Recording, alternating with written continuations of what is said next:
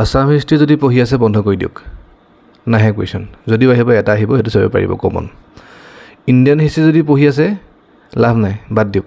তাৰপৰা এটা বজাতে কুৱেশ্যন আহিব, তাকো সেইকাৰণে গোটেই কিতাপখন পঢ়িব দৰকাৰ নাই। এতিয়া মেইন ফ'কাছ কৰিব লাগিব ক'ত? ইংলিছ, জি কে আৰু ছায়েন্স, এই তিনিটা চিলেবাছৰ ব্ৰেকডাউন আজি আমি লৈ আহিছোঁ।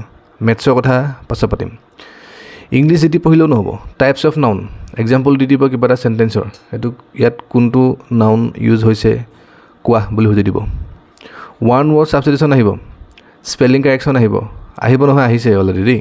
প্ৰভাৰ্ব আহিব, এণ্টনিম চিননিম আহিব, কালেক্টিভ নাউন আহিব, ডিমিনিটিভ ফৰ্ম আহিব। যিকেইটা গালোঁ যিকেইটা বকিলোঁ তাৰ বাহিৰে বেলেগ পঢ়ি লাভ নাই।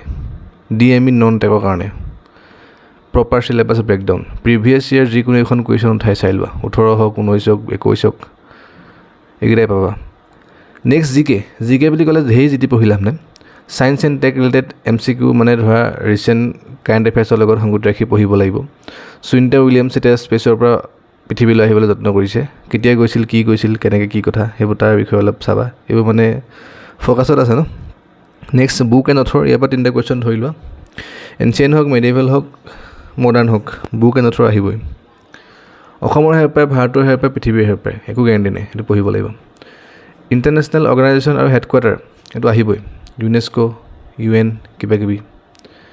ছায়েন্সৰ আহিব গ্লেণ্ড এণ্ড হৰম'ন, এইটো একদম কমন টপিক। নেক্সট আহিব হিউমেন বডিৰ ওপৰত, বডি বিভিন্ন ধৰণৰ পাৰ্টছৰ ওপৰত আহিব।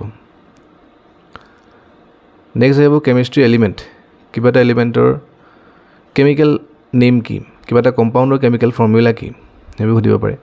আৰু এনভাইৰমেণ্টেলৰ ওপৰতো MCQ আহিব পাৰে। গতিকে এখন basic syllabus breakdown for DME non technical. ঠিক আছে, মেথছৰ ওপৰত কাইলৈ ডিটেইলকৈ আনিম।